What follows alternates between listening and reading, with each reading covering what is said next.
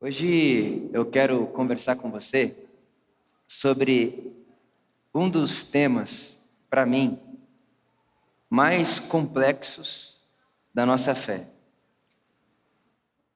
que é como é que a gente coloca Deus, aonde é que mora Deus, naquilo que nos acontece, ou naquilo que não nos acontece e a gente gostaria que acontecesse. Nós já estamos em dezembro, o fim do ano está aí, e a gente sabe que o mês de dezembro é um mês onde as pessoas começam a pensar o que foi, a tentar planejar o que será. É um mês onde as pessoas fazem um balanço da sua própria vida, das suas finanças, dos seus relacionamentos, se ela conseguiu cumprir as metas que ela tinha ou não. Ela consegue perceber o que ela fez e o que ela deixou de fazer, e não poucas vezes ela começa a planejar o outro ano. E eu fiquei pensando, poxa, o que eu gostaria de não esquecer como seguidor de Jesus, e o que eu gostaria como pastor da Por Amor, que a Por Amor não esquecesse como comunidade de Jesus, na hora de pensar o que aconteceu em 2023 e também na hora de sonhar, de planejar e de escrever aquilo que você espera para 2024. E quando você fala isso dentro do Brasil, um Brasil cada vez mais evangélico, essa semana mesmo eu dei de cara com esse vídeo. Eu falei, poxa, justo essa semana, um rapaz, ele arrumou uma briga num restaurante super chique em São Paulo e saiu na mão lá com o cara, e a galera dele derrubou outro cara no chão, né? E ele chegou em casa, e quando ele chegou em casa, ele fez a postagem do Salmo 91.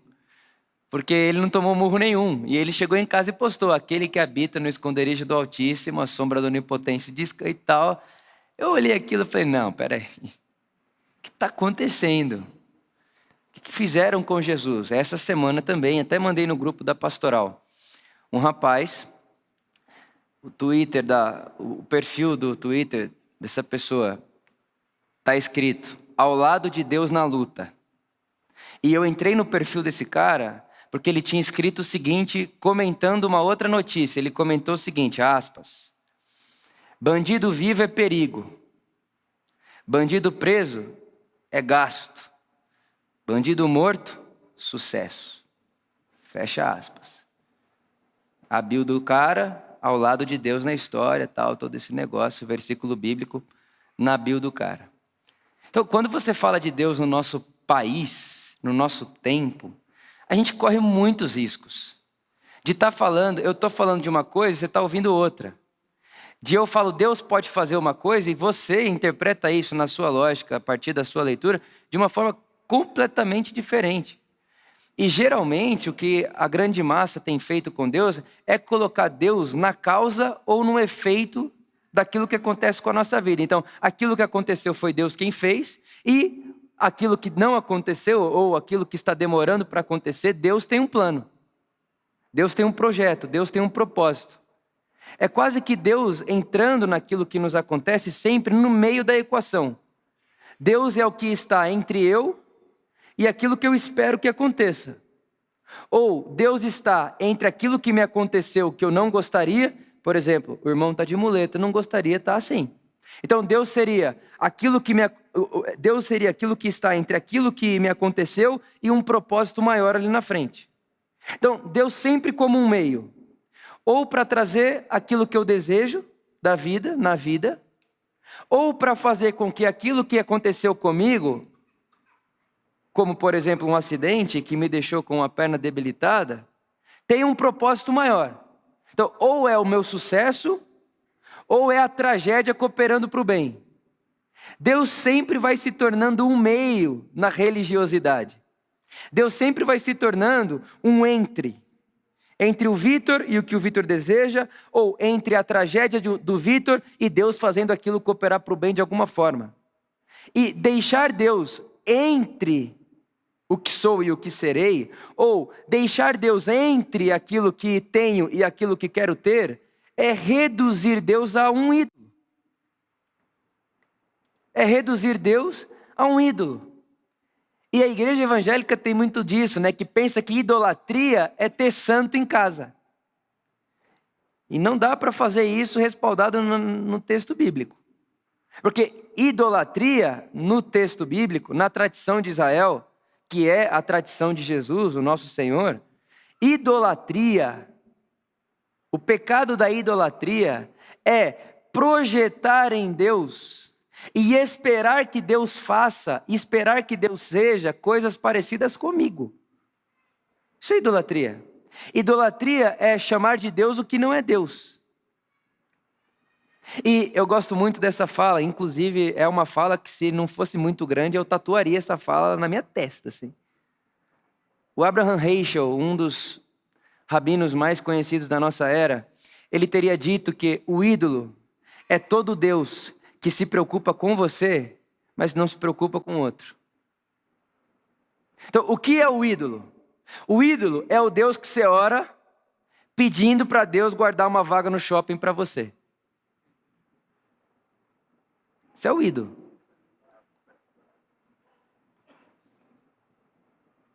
O ídolo é esse Deus que você ora e que você pede para Ele para que não chova no dia do casamento, o seu casamento no parque.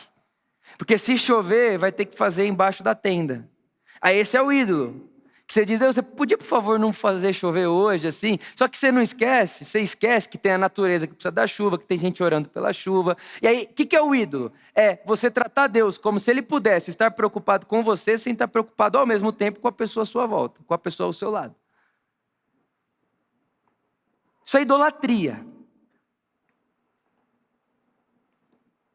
É achar que Deus pode estar preocupado comigo e abrir uma porta para mim, mesmo tendo fechado a porta para você. Isso é idolatria. É assim que se descreve idolatria no texto bíblico. Agora, como é que a gente faz então para lidar com a vida, sendo que não é Deus que está nesse negócio de abrir porta, faz chover, não faz chover. Ah, Vitor, mas no dia do meu casamento não choveu. Pois é, eu tenho mais uns 1000 que não choveu e nem orou. É só a vida, irmão. Tem dia que chove e tem dia, vamos ver se vocês sabem, que não chove. Isso, dentro da teologia, da filosofia, enfim, se chama contingência. Coisa que pode acontecer ou pode não acontecer. Por exemplo, tivemos um futebol da Por Amor essa semana. Nos últimos 5 minutos do futebol, um rapaz aqui da Por Amor, ele estava para sair, irmão. Pensa a cena, ele estava saindo da quadra. Aí o cara que ia entrar no lugar dele já tinha jogado muito. Aí ele olhou e falou, você já jogou demais, falta só 5 minutos, deixa que eu jogo. E foi jogar. Irmão, destruiu o tendão. Sozinho. Alguém poderia olhar e dizer assim, nossa, olha lá, Deus tentou tirar ele da quadra. Mas o irmão egoísta, fominha, que joga bola. Ou se não, alguém pode olhar e falar assim, não, é porque Deus tem o plano, né? Porque ele estava saindo, aí Deus não deixou ele sair, fez ele ficar na quadra para ele machucar o tendão, agora vai ficar 5 meses, 6 meses com a perna pro ar. Deus tem muito para falar com esse cara, hein? Nossa, olha só, cara, Manu, Deus tem um plano assim na sua vida maravilhoso, assim, você não faz ideia. Isso é tratar Deus como um ídolo, fazer de Deus um meio. E colocar Deus como força casual de tudo aquilo que nos acontece. Aí, isso é a coisa da contingência. Pode ser que aconteça, pode ser que não aconteça. Inclusive, essa semana, pode ser que você continue empregado, pode ser que não. Sim ou não? Sim. Pode ser, irmão. Ninguém aqui está livre disso. Se você é casado, pode ser que você fique viúvo. Olha lá. A Luísa pode ficar viúva essa semana. Mas pode não ficar. Pode eu ficar. Pode ninguém ficar. Porque a vida acontece. E acontece para todo mundo. Todo dia, toda hora. Está aí. Sábado de manhã, um velório de uma criança de 2 anos de idade que começou com uma dorzinha no ouvido. Morreu. E no sábado à tarde tinha um casamento para celebrar. A vida está aí. É contingente, acontece e não acontece. Pode acontecer, pode não acontecer. Pode dar certo, pode não dar. E tem coisa que não é que pode ser que aconteça. Na filosofia, na teologia, a gente chama de coisas da necessidade. Que é coisa que vai acontecer. Como, por exemplo, todo mundo aqui um dia vai morrer. Envelhecer. Não sei se você sabe, mas você está envelhecendo. Eu também. Você querendo ou não querendo, não tem o que fazer. Uma outra coisa que é da necessidade. O sol vai nascer amanhã, não tem o que fazer. Está posto. Isso não é contingência. Pode ser que nasça, vai nascer. Pode ser que envelheça, vai envelhecer.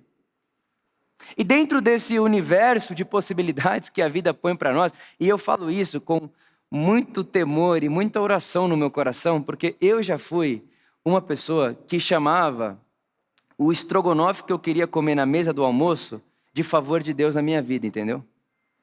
E na verdade eu sinto que muita coisa mudou na minha vida e que eu passei a ter muito mais compaixão na vida, da vida, com as pessoas, no dia que eu parei de chamar de privilégios sociais favor de Deus. Confundir privilégio com favor de Deus é dar tapa na cara dos 10% da sociedade que hoje no Brasil vivem com R$300 por mês. E aí é o quê? Deus não está ouvindo eles? Por que Deus fez o que fez com a sua conta bancária e não fez com esses 10%? Porque eles não oraram como você? O que foi que você fez que eles não fizeram? Ou o que foi que você fez que você sabendo que fez não deveria estar lá ensinando eles agora, para que eles também ganhem da vida o que você ganhou? Então, irmão, deixa eu te contar um negócio. É por isso que às vezes você olha um Nietzsche da vida, né, falando a respeito da fé cristã e tal, e diz, olha, parece que crer em Deus é muleta. A fé é uma muleta, porque já que não dá para dar conta de quão complexa que é a vida, uma criança morre com 2 anos de idade, já que não dá para dar conta disso, já que não dá para a gente ter amadurecimento, já que a gente não tem coragem de adultecer para dar de cara com a vida, a gente cria um Deus e põe na conta de Deus. Deus quis, aí chega no pai e na mãe da criança e fala, Deus tem um plano, você não faz ideia, Deus vai dar outro. Aí o outro vem gêmeos, aí a irmã diz, viu? Deus deu o dobro. Para não dar conta da vida e da tragédia que é ter que lidar com tudo isso que nos acontece, que nos cerca, a gente cria um Deus. A gente cria um Deus para aliviar nossa tensão da existência. E isso não se parece com Jesus de Nazaré. Criar uma falsa ilusão de Deus para dar conta da nossa existência não é o Evangelho, pelo contrário. O Evangelho não é uma fuga da complexidade da vida. O Evangelho não é uma fuga da realidade da vida. Muito pelo contrário. O Evangelho é o que conta para nós como Deus invadiu a realidade da vida. E quando Ele invade a realidade da vida, Ele não invade a realidade da vida na lógica da idolatria e do ídolo, que é aquele que se eu dou o dízimo, Ele abençoa os meus 90%. Pelo contrário, Jesus acaba com isso quando diz, Deus, o Pai que está no céu, faz o seu sol e a sua chuva cair sobre bons e maus. Tiago usou um exemplo hoje de manhã muito bonito. Ele disse que crente é um negócio engraçado. Se chover no bairro da igreja e alagar a igreja, o diabo está furioso. Mas se chover no carnaval da Sapucaí, Deus tem um plano. É verdade ou não é, irmão? Não, porque Deus está acabando com aquela farra. Aí a mesma chuva que cai lá, alaga a igreja, a gente fala, o diabo aqui... E por que o diabo está se levantando? Porque a gente está marchando e o diabo está vendo que a gente tem uma missão e tal. E repara, fica vivendo numa bolha de ilusão, numa irrealidade. Não faz sentido nenhum. Perde a matéria, perde a carne. Perde a existência, perde o concreto, perde inclusive aquilo que Deus fez-se carne. Deus se fez carne. Nós adoramos um Deus que se fez carne. A gente vai perdendo a carne para dar conta da vida, sem o Deus que se fez carne e habitou entre nós e viveu a vida com a gente. Então, dentro de tudo isso, coisas que acontecem, que pode ser que aconteça, pode ser que não aconteça. Dentro de coisas que são necessidades da vida e vai acontecer mesmo, como a gente envelhece. Como é que a gente põe Deus nessa história toda? Essa é a pergunta. Como é que eu ponho Deus na minha vida? Onde está Deus então? Vitor, tá? Você está falando para mim que não foi Deus que fez isso comigo? Cadê Deus? E eu gostaria de fazer uma sugestão para você. E eu quero ler o profeta Abacuque, o capítulo 3, o verso 17, que diz: ainda que a figueira não dê fruto, e ainda que não haja uva na videira, mesmo falhando a safra de azeitona, não havendo produção de alimento nas lavouras, nem ovelhas no curral, nem bois nos estábulos, eu ainda louvarei o Senhor e me alegrarei no Deus da minha salvação.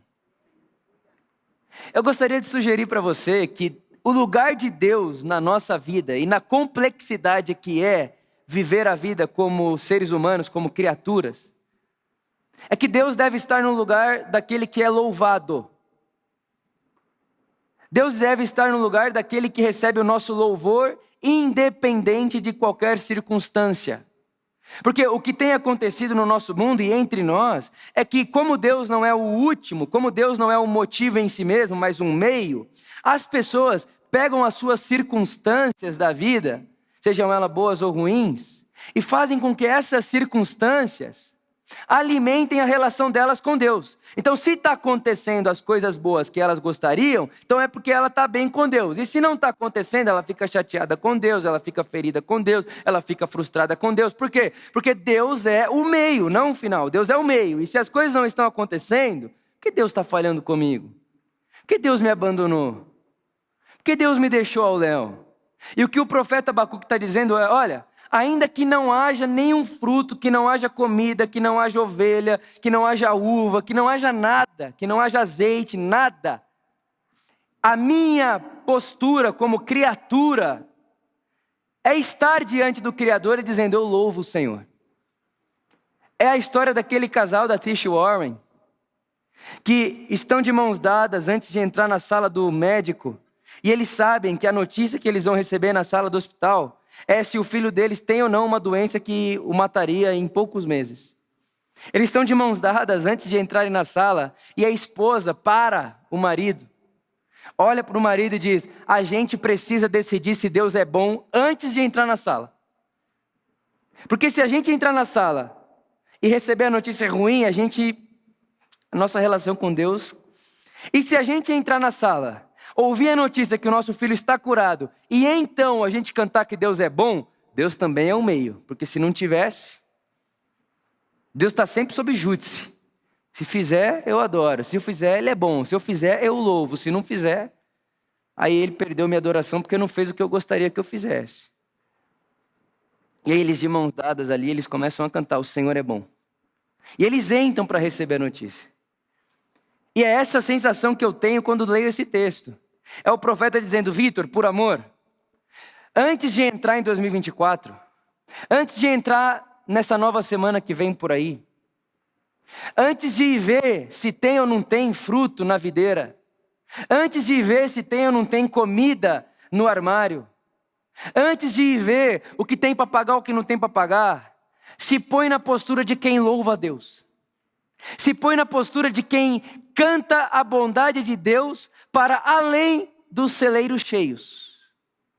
Se põe nesse lugar. E quando o Vitor se põe nesse lugar, ele põe Deus no lugar daquele que recebe o louvor. E não daquele que é um meio para que coisas boas me aconteçam e coisas ruins não me aconteçam. Então o que eu estou incentivando você a fazer é acordar pela manhã e antes de ver se tem fruto ou não tem fruto, levantar suas mãos aos céus. Não sei se você tem um lugar na sua casa onde você ora. Eu tenho um lugar na minha casa onde eu oro. É ir nesse lugar da oração, levantar suas mãos, fechar seus olhos, fazer silêncio, respirar e dizer: eu louvo o Deus da criação, que é bom e sempre bom e sabe amar, e que está cuidando de todo o universo e que deixou claro que não nos abandonou quando encarnou na pessoa do seu Filho Jesus, porque Deus prova o seu amor para conosco, tendo morrido por nós por amor. Deus não prova o seu amor comigo porque meu celeiro está cheio. Deus não prova o seu amor para comigo porque tem uva na videira. Deus não prova o seu amor para comigo porque tem vaga de estacionamento para mim no shopping. O shopping está lotado, tem uma vaga para mim. Deus não prova o seu amor para comigo saciando as coisas boas que eu desejo e nem me impedindo de viver coisas ruins que eu não quero. Deus prova o seu amor para comigo na cruz de Jesus, dizendo: meus braços estão abertos para você, e ainda que falte para você, não se esqueça que também faltou água para mim. Jesus com sede na cruz, de braços abertos, dizendo: eu vim viver a condição de vocês. E tem hora que falta mesmo, a boca fica seca mesmo. Mas pode faltar pão, pode faltar água, mas não vai faltar amor. Eu estou com você. Isso é o Evangelho. Isso é não tratar Deus como ídolo. Isso é não colocar Deus entre eu e alguma coisa. Isso é não tratar Deus como o Tiago pregou muito hoje de manhã. Ele disse que nós assistimos Aladim, e aí a gente gostou da ideia da varinha mágica, da lâmpada mágica, e a gente fez a palavra mágica. Raspar a mão na Bíblia, saber fazer o negócio, e Deus faz os desejos acontecer. Não, não é isso. A primeira coisa que eu queria te dizer é: ponha Deus como ser adorado na sua vida. Ponha Jesus como aquele que recebe a sua adoração, o seu louvor. É estar diante de Jesus, naquela cena de Pedro, de joelho diante de Jesus, dizendo: afasta-te de mim que sou pecador. E eu vi Jesus falando: não é não, vem aqui. Você é meu, você é minha. Não te abandonarei. Estou contigo. É abrir os olhos de manhã e saber que está numa fornalha, porque está quente, está difícil, está complicado. Abrir o olho na fornalha e perceber que não está sozinho lá com quem entrou com você. Tem outra pessoa lá. Tem um quarto homem na fornalha. Você conhece a história. Jesus está lá. Jesus não está fora na fornalha assim: eu vou salvar você daí. Olha só, ele está dentro da fornalha. Está quente para Jesus também. Está junto. Está com você. Está comigo. Está perto. Está aí. Essa é a primeira coisa. Ponha Deus como ser adorado. A segunda coisa que eu te diria é que nós estamos numa época, num tempo, onde ensinaram pra gente que a gente tem que saber usar tudo. Tudo é utilizável. Tudo tem que ter um porquê. Tudo tem que ter uma utilidade.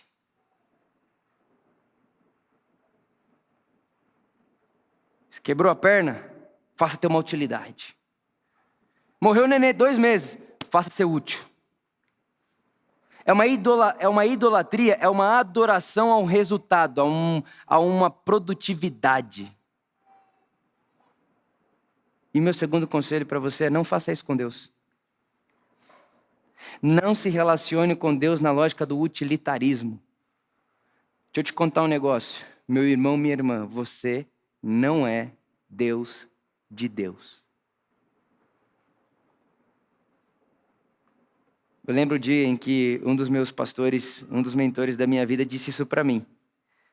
Eu estava falando de sonho, de projeto, de igreja, e terminei. Falei: nossa, mas a frustração é essa. Ele terminou assim, me ouvindo.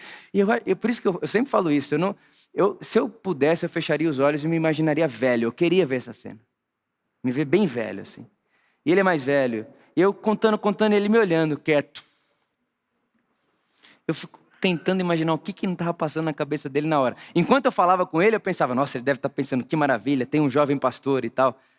Mas quando eu terminei de falar tudo aquilo, ele olhou para mim e falou: poxa, Vitor, do jeito que você está falando aí, parece que você é Deus de Deus. Está querendo fazer só o que Deus pode fazer? Está querendo achar que você pode promover aquilo que só Deus pode promover? Você não é Deus de Deus, não. Aí depois fui para casa pensando: o que será que ele estava pensando? Se ele não estava achando bom, o que será que ele estava pensando? Ô, meninice. A infantilidade. Tentando usar Deus de meio.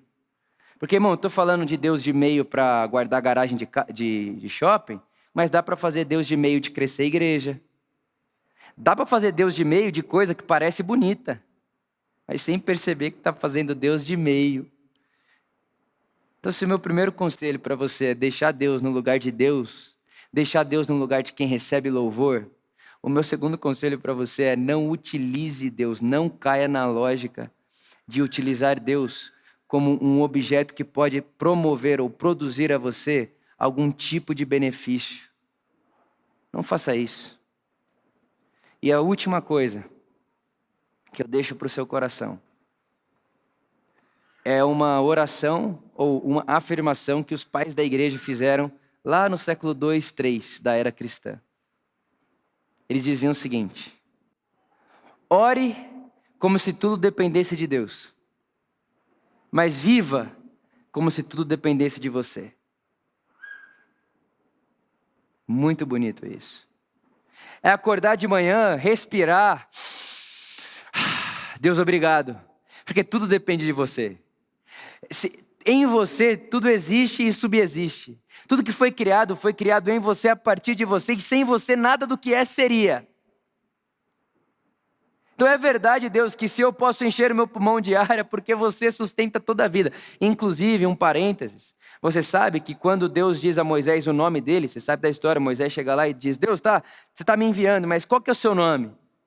Os estudiosos da Bíblia hebraica, eles dizem que o som mais próximo do nome que Deus pronunciou para Moisés é um som de respiração.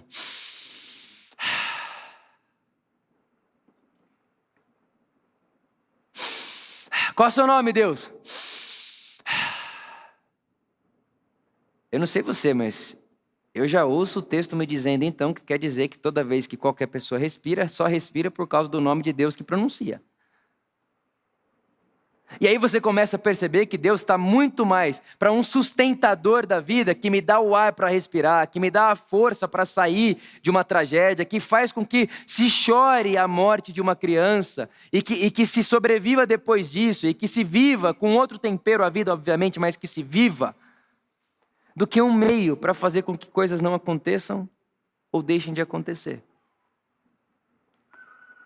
Então ore como se tudo dependesse de você. De Deus, perdão. Ore como se tudo estivesse na conta de Deus o tempo inteiro. Mas quando sair do quarto da oração, meu irmão, minha irmã, vai para a vida como se tudo dependesse de você. Deixa Deus fora desse negócio.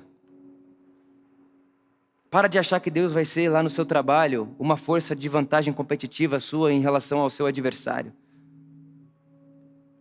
Para de achar que se você recebeu, o outro também vai receber, porque nós vivemos numa vida que não dá conta de fechar a lógica e o sentido. Estou falando para você 2 dias atrás, ontem de manhã, no nosso município, na nossa região, tinha pai e mãe enterrando criança de 2 anos que começou com dor de ouvido. Sai desse negócio. E eu sei que para muita gente é pegar o que estava segurando a pessoa assim. A pessoa estava assim. A pessoa estava assim na fé dela assim. Eu sei que uma mensagem dessa é dar uma bica nesse negócio aqui. Dá uma bica nisso aqui. A pessoa sai cantando cavaco. Mas de verdade.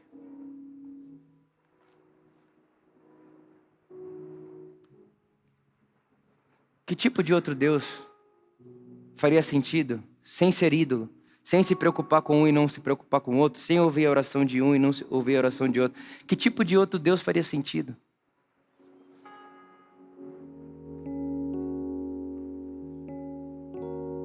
E sabe o que é mais maluco? Que eu sei que no fim de uma mensagem dessa, alguém chega em mim e fala assim: não, Vitor, então, mas deixa eu te contar meu testemunho. Aí começa a contar de 15 anos atrás que Deus fez e tal. Aí eu falo: tá bom, mas e como é que está a sua vida hoje?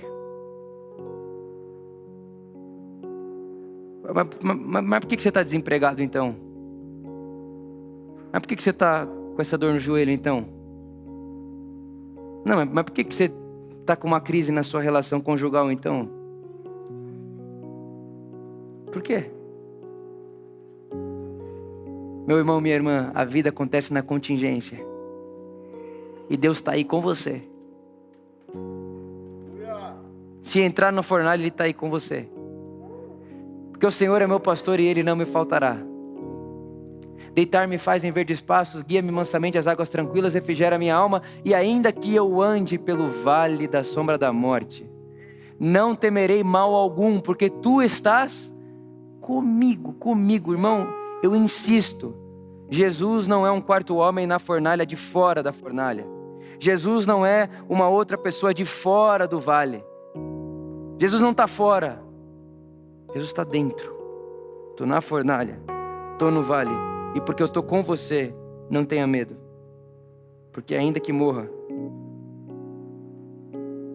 já promovi para o mundo uma possibilidade da morte não ter mais a última palavra. Jesus fez uma vírgula na morte. Depois da morte, há uma vitória sobre a morte, que nós chamamos de ressurreição. Então, ainda que morra a figueira, ainda que morra o celeiro, ainda que morra as ovelhas, eu cantarei ao Deus que é todo bondade e exultarei na sua salvação. Que Deus nos dê essa graça de uma fé adulta, madura, e que não apequena a Deus aos nossos próprios desejos e às nossas próprias vaidades, mas que dá a Deus a amplitude que Ele merece, a amplitude de olhar por todos e para todos, sofrer com todos, sorrir com todos, mas estar presente a todos, sem precisar fechar de um para abrir a do outro e vice-versa. Eu queria orar por você hoje à noite. Se você pudesse colocar de pé.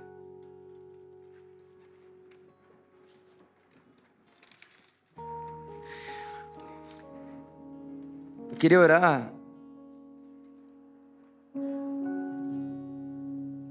para que o Espírito de Jesus que está aqui entre nós nos clareie tudo isso que foi dito, que foi falado. Porque isso não traz e não faz com que as coisas que acontecem na nossa vida tenham menos importância para Deus. Pelo contrário. Mas a pergunta final desse sermão é: ter Deus presente é suficiente para nós ou a gente quer mais do que Deus presente? A presença de Deus, a companhia dEle, o amor dEle, a nós é suficiente ou não é suficiente? Precisa de Deus e um pouquinho de milagre, Deus e um pouquinho de vantagem, Deus e um pouquinho de vantagem competitiva.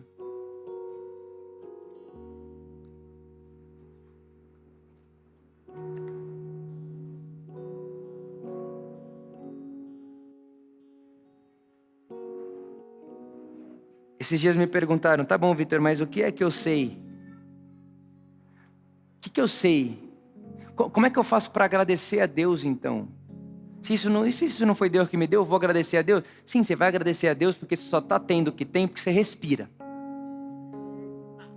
Você vai agradecer a Deus porque você só pode abraçar o que você abraça porque você respira. Você está vivo, você pode agradecer a Deus porque está vivo. E é o apóstolo Paulo dizendo: agradeçam a Deus em todas as coisas. E Paulo disse inclusive: eu aprendi a estar contente no dia que tem fruto na videira e no dia que não tem. E eu agradeço a Deus em todas essas circunstâncias, porque sou mais do que vencedor no amor de Deus que está sobre mim. Isso é a fé cristã, irmãos. Isso é andar com Jesus. Jesus não é um diminuidor de caminho, um doador de vantagem competitiva. Na hora do pênalti da sua vida, você pede a Jesus, você bate o pênalti, acerta o pênalti, é porque você orou mais que o goleiro. Faz sentido. E leva isso para sua casa. O ídolo é todo Deus que parece se preocupar comigo e não se preocupar com o outro. Leva isso com você, meu irmão e minha irmã. Leva isso para sua casa. Isso é ídolo. Agora, o que eu tenho certeza que Deus quer fazer por mim? Absoluta certeza. Aquilo que Deus quer fazer com todo mundo. Quer me dar vida, quer me dar paz, quer te dar vida, quer te dar bons relacionamentos, quer te dar um bom trabalho, quer te dar dignidade. Eu tenho certeza que Deus quer isso para mim, tenho certeza que Ele quer isso para você. Mas por que eu tenho certeza disso? Porque eu sei que é o que Ele quer para todo mundo. Não porque quer para nós aqui, porque a gente é crente, evangélico, católico, sei lá o quê. Não, é porque Deus é Deus. É porque Deus é Deus, é por isso que Ele é o que quer para nós. Eu queria que você orasse comigo hoje à noite. E orasse a Jesus comigo, pedindo a Jesus essa fé. Na minha leitura, essa é uma fé que não precisa de apoio. Para mim, essa é a fé que faz alguém ir até as últimas consequências pelo nome de Jesus e se deixar morrer pelo nome de Jesus. Essa é a fé dos apóstolos, que diziam: olha, você pode fazer o que você quiser comigo. Pode me bater no rosto, pode não me bater no rosto, pode me crucificar de cabeça para cima, de cabeça para baixo, pode naufragar o barco 15 vezes, pode faltar pão. Não, eu sei que ele vive, eu vi. Ele está vivo. Ah, mas se ele está vivo, por que ele não faz nada com você? Eu vi, ele está vivo. Se ele não está fazendo agora, ele está fazendo alguma coisa. Eu confio nele, eu me lanço nos braços dele, eu me dou como criatura no braço desse Criador maravilhoso, benevolente, cheio de amor que me acolhe, eu me derramo. Então eu queria que a nossa oração tivesse em 2 braços hoje à noite. O braço do descanso, se lança em Deus, descansa em Deus. É o salmista Davi dizendo: assim como uma criança recém-amamentada está no colo da sua mãe, assim minha alma está para o Senhor. Irmão, deposita sua alma em Deus agora. Se você quiser, feche os seus olhos aí onde você está. E deposite a sua alma em Deus, o seu coração em Deus, a sua situação em Deus, a sua circunstância em Deus. Ore como se tudo dependesse de Deus. Põe diante dele, joga para ele. Deus, estou tendo dificuldade com isso, estou tendo aflição com aquilo. Jesus, estou angustiado por causa disso. Meu coração está aflito, estou pesado, estou angustiado. Tem uma coisa nas minhas costas que está me dando peso, dor na lombar, de tanta força que eu tenho que fazer para carregar isso na minha alma. Joga em Deus. Joga em Deus. Conta para Deus. Conta para o seu pai, meu pai, nosso pai. Conta para ele, deixa ele ouvir sua voz. Jesus, estou na fornalha, estou no vale da sombra e da morte, estou num momento da vida que a vida não tem tempero nenhum para mim, não tem sabor, inclusive vontade de viver está 0. Inclusive, Jesus, a vontade de falar para você o que está acontecendo está -10. Mas como criatura diante da sua beleza, eu canto ecoando a voz de Abacuque: ainda, Jesus, que a figueira da minha alma não floresça, ainda que a vinha não dê seu fruto, ainda que não haja alimento no campo, ainda que não haja ovelha no pasto, ainda que nada das coisas pareçam estar cooperando ao meu privilégio, ao meu favor, eu adorarei o seu nome e louvarei o seu nome, porque eu sei em quem tenho crido e eu sei quem me tocou aquele dia. Eu sei que aquele dia foi você que me encontrou, Jesus, é por isso que eu estou aqui. Eu tenho uma experiência com você, Jesus, e é por isso que eu estou aqui.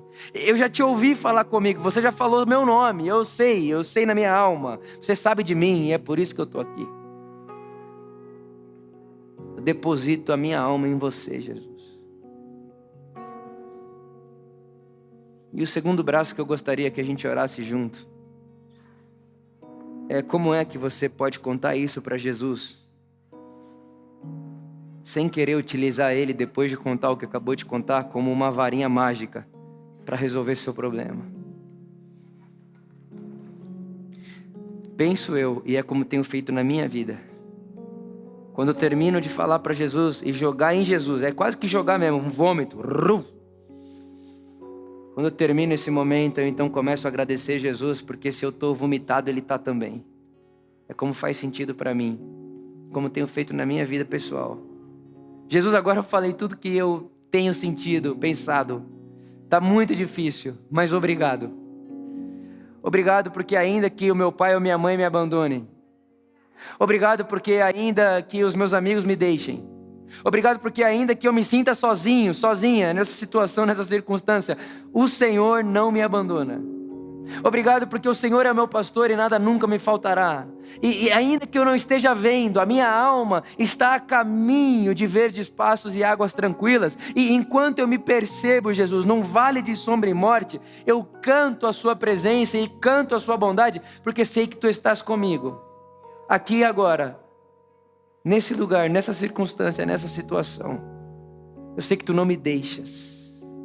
Eu sei que tu não me abandonas, eu sei que você não me deixa ao léu, não me deixa ao vento, eu sei. Parafraseando os nossos irmãos profetas, eu sei em quem tenho crido e por isso não desfalecerei.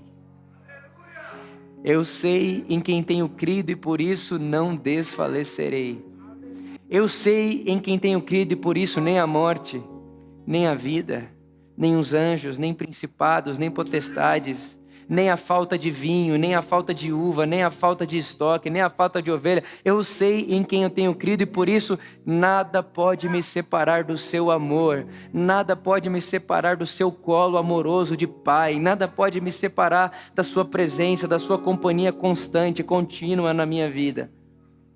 Nada. Nada.